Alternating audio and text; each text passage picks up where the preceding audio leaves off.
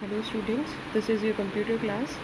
इसमें हम डिस्कस करेंगे, 12th क्लास है ये, और इसमें हम जो अनसोल्ड एक्सरसाइज है of chapter functions in Python, उसकी अनसोल्ड एक्सरसाइज वो मैंने उसका सॉल्यूशन बना के और ग्रुप में शेयर किया है, आपने देखा होगा। इस वीडियो में वो सॉल्यूशन मैं डिस्कस करूँगी, समझाऊँगी कि किस तरह से किस प्रोग्राम का सॉल्यूशन कैसे निकला है। ठीक है, तो ये ध्यान से समझने की कोशिश करना, और जो सोल्व्ड क्वेश्चंस हैं उन्हें खुद ट्राई करना। अगर कोई डाउट हो तो आप मुझसे कांटेक्ट करना। पहला जो 5th क्वेश्चन है, इससे पहले 4 क्वेश्चंस हम कर चुके हैं। पहले 5th क्वेश्चन है function that receives 2 string and check if their length is same. मतलब हमें, ये मैंने थोड़ा शॉर्ट में लिखा है, you have to create a function that receives 2 string, मतलब आर्ग्यूमेंट में वो 2 स्ट्रिंग लेता है, and check if their length is same, और चेक करता है कि उनकी लेंथ सेम है या नहीं है। अगर सेम है तो वो ट्रू रिटर्न करे, और अगर सेम नहीं है तो फॉल्स रिटर्न करे। तो एक फंक्शन जो कि 2 स्ट्रिंग लेता है, सबसे पहले कोई भी फंक्शन डिफाइन करना है तो डेफ कीवर्ड हम यूज़ करते हैं। डेफ फंक्शन का नाम आप कोई भी ले सकते हैं, फंक्शन ए या कुछ भी, ABC भी ले सकते हैं, what ever the name of function. उसके बाद ये 2 आर्ग्यूमेंट लेता है, दोनों स्ट्रिंग टाइप के होते हैं। हम कभी डेटा टाइप यहाँ देते नहीं हैं। मान लो मैंने S1 कर दिया और S2 कर दिया, या आप X Y A B कुछ भी ले सकते हैं। सिर्फ ये डिनोट करेंगे कि यहाँ 2 आर्ग्यूमेंट पास होंगे। वो तो डिपेंड करता है आप किस टाइप के भेज रहे हैं, वो उसी टाइप, जिस भी टाइप के भेजेंगे उसी टाइप का एक्सेप्ट कर लेगा। उसके बाद इसके अंदर करना क्या है, हम ये मान के चल रहे हैं कि यूज़र इसमें सिर्फ स्ट्रिंग टाइप का जो आर्ग्यूमेंट है वो पास करेगा। तो स्ट्रिंग टाइप का आर्गुमेंट पास करेगा, और हमें ये चेक करना है कि वो दोनों की लेंथ सेम है या नहीं है, और अगर सेम है तो हमें रिटर्न करना है ट्रू, नहीं तो फॉल्स। तो दोनों की लेंथ चेक करनी है हमें। लेंथ चेक करने के लिए स्ट्रिंग का फंक्शन होता है, आपको याद होगा, लेंथ एक फंक्शन होता है, LEN, लेंथ ऑफ S1। मान लो ये मैंने ले ली N1 में, और N2 में ले लिया लेंथ ऑफ S2।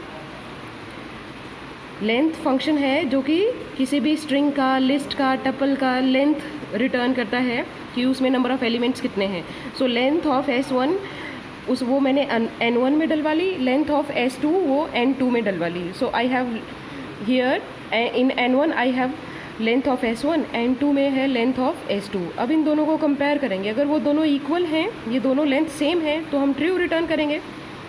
इफ़ ये इसी फंक्शन के अंदर चल रहा है, इसलिए मैंने जो ये इंडेंट है ये सेम रखा है।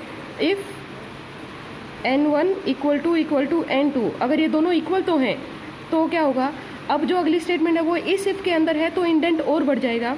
तो क्या, अगर दोनों इक्वल हैं तो हमें क्या करना है, रिटर्न ट्रू।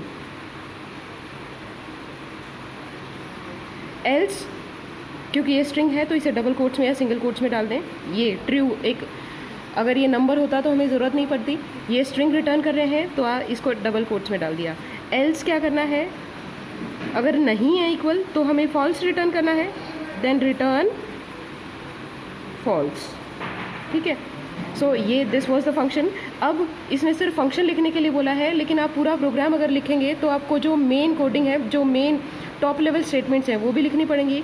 वो कैसे लिखेंगे कि सबसे पहले तो हम यूज़र से डलवाएं, या आप खुद एक स्टैटिक वैल्यू लेना चाहिए, दैट डिपेंड्स ऑन यू। मान लो मैंने X में ले लिया, इनपुट इंट की ज़रूरत नहीं है क्योंकि ये स्ट्रिंग फॉर्म में रिटर्न करता है, तो ये स्ट्रिंग फॉर्म में ही हम रिटर्न करवा रहे हैं। इनपुट है वो स्ट्रिंग टाइप ऑफ डेटा है, वो रिटर्न करता है, एंटर अ स्ट्रिंग। Y में दूसरी स्ट्रिंग ले ली, मान लो मैंने, एंटर अनदर स्ट्रिंग, और उसके बाद इस फंक्शन को कॉल कर लिया। क्योंकि ये रिटर्न कर रहा है, कोई भी वैल्यू रिटर्न कर रहा है, सो रिटर्निंग फंक्शन है, उसको हमें किसी न किसी में डलवाना पड़ता है। तो चाहे तो आप उसे प्रिंट स्टेटमेंट में डलवाएं, या फिर किसी वेरिएबल में, मैंने वेरिएबल में डलवाया कि इस फंक्शन को कॉल करें। फंक्शन का नाम है FUNAC, and I am passing X and Y, 2 strings I have passed. ये क्या करेगा, X S1 को असाइन करेगा, Y है वो S2 को, दोनों की लेंथ निकालेगा। अगर वो सेम है तो ट्रू रिटर्न करेगा, नहीं तो ये फॉल्स रिटर्न करेगा। इसने जो भी वैल्यू रिटर्न की वो Z में आ गई, अब मैं Z को प्रिंट करवा सकती हूँ। ठीक है, so this is how we can solve this problem. आप कोई और तरीके से भी कर सकते हैं, बस हमें आउटपुट ये चाहिए कि वो लेंथ रिटर्न करे, लेंथ अगर सेम है तो ट्रू रिटर्न करे, नहीं तो फॉल्स रिटर्न करे। अगला क्वेश्चन है nth root to return x raise power 1/n। अच्छा, एक फंक्शन बनाना है, क्वेश्चन नंबर 6, एक फंक्शन हमें बनाना है जिसका नाम होगा nth रूट। हमें ये यूज़र डिफाइंड फंक्शन बनाना है, तो def nth रूट, और ये दो आर्ग्यूमेंट लेगा x और n, और ये रिटर्न क्या करेगा, x का nth रूट यानी x raise to power 1/n, ये रिटर्न करना चाहिए इसको। तो मैं इसको ये भी लिख सकती हूँ x raise to power 1/n। तो उसके लिए हम पावर फंक्शन यूज़ कर सकते हैं मैथ मॉड्यूल का पावर फंक्शन यूज़ करने के लिए मुझे मैथ को इंपोर्ट करना पड़ेगा। तो आप या तो इंपोर्ट मैथ कर सकते हैं या फ्रॉम मैथ, दो तरह से कर सकते हैं ना आप। एक मॉड्यूल में से कोई एक पर्टिकुलर अगर आपको फंक्शन लेना है तो आप ये स्टेटमेंट भी यूज़ कर सकते हैं ना, फ्रॉम मैथ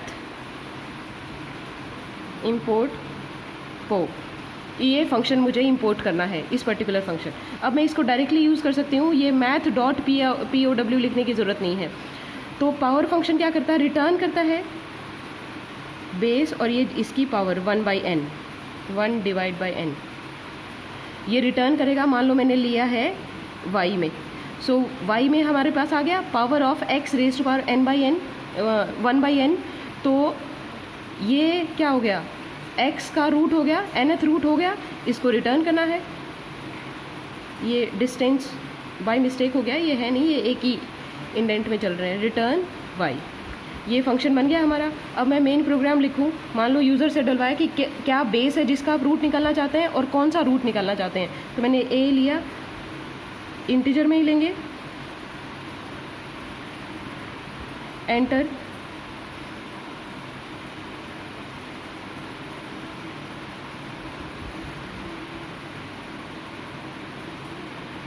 बी में ले लेते हैं हम कौन सा रूट,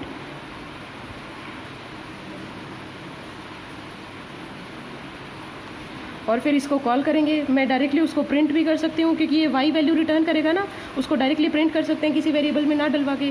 तो ये किसको, nth रूट फंक्शन को कॉल किया, हमने पास किया a rays to power 1/b, ये रिटर्न करेगा।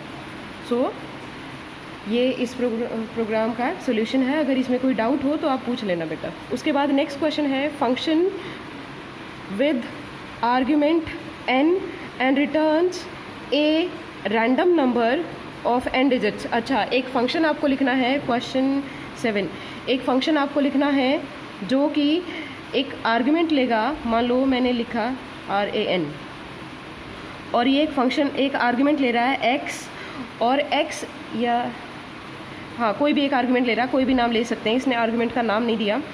एक आर्ग्यूमेंट ले रहा है और जितना ये आर्ग्यूमेंट है उतने नंबर ऑफ डिजिट्स का एक रैंडम नंबर जनरेट करके रिटर्न कर रहा है। मान लो मैंने x की वैल्यू पास की यहाँ 2, तो 2 डिजिट का कोई रैंडम नंबर दे रहा है। मान लो मैंने यहाँ 5 इसकी x की वैल्यू 5 पास की है, तो 5 डिजिट्स का कोई भी रैंडम नंबर यानी 1 यहाँ से लेकर यहाँ तक कोई भी एक रैंडम नंबर जनरेट करके देगा। ठीक है, तो सबसे पहले ये number of digits random number generate करने का इंटीजर फॉर्म में अगर आप कर रहे हैं तो रैंड इंट एक प्री डिफाइंड फंक्शन है, वो रैंडम मॉड्यूल में है। तो पहले रैंडम मॉड्यूल को इंपोर्ट कर लें। तो कोई एक पर्टिकुलर फंक्शन ही ले लेते हैं, उसका हमें सबकी ज़रूरत नहीं है। Random module from random import randint, आपने उसे इंपोर्ट कर लिया, अब इसे यूज़ कर सकते हैं। सबसे पहले तो हमें कहाँ से कहाँ तक निकालना है, यहाँ पे हमें दे दिया ना कि रैंडम नंबर में डिजिट होनी कितनी चाहिए, 2 है, 5 है, 9 है, जितना भी वैल्यू पास करेगा उतने डिजिट्स होनी चाहिए। उतने डिजिट का नंबर हम कैसे निकालेंगे, रैंड इंट आपको याद हो तो किस तरह से रैंड इंट करते थे, रैंड इंट इसमें A B 2 दिए, तो ये A और A is lower bound, B is upper bound, इससे इस तक का कोई भी रैंडम नंबर जनरेट करके देता है। यही काम ये यहाँ हमें करवाना है। बस हमें A और B अपर बाउंड और लोअर बाउंड ऐसे पता होना चाहिए कि आपने अगर यहाँ 2 पास किया है तो आपका लोअर बाउंड है 10 और अपर बाउंड है 9। दो डिजिट का लोवेस्ट नंबर ये है और हाईएस्ट नंबर ये है। ये कैसे निकला, 10 रेज़ टू पावर 2 डिजिट है ना, 10 रेज़ टू पावर 1, ठीक है ना, 10 रेज़ टू पावर 1, और ये 10 रेज़ टू पावर 2 -1 निकला है नहीं। अगर मान लो 3 डिजिट होती, थोड़ा स्पेशल केस यहाँ लेके चलते हैं, x की वैल्यू अगर 2 होती, मान लो 2 होती, तो 10 रेज टू पावर